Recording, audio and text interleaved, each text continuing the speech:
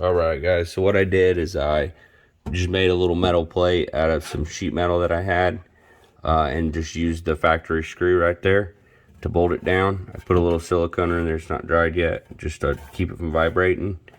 And then what I did is I got a container and put magnets on the bottom of it.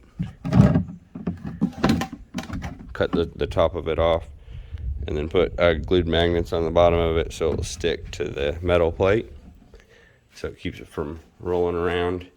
And I'm gonna put all my stuff in there, and that way I can use it for when we're going out and I don't want stuff getting wet.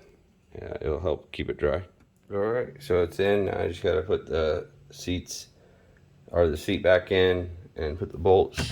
And anyways, it's magnetic, so if I want to scoot it over a little bit further, I can. So when I need to fill up the oil or whatever, it will be easy to move out of the way. But anyways, I appreciate y'all watching. If you have more questions, let me know. And if you don't mind, subscribe to my channel and like the video. I'd greatly appreciate it. Y'all have a great day.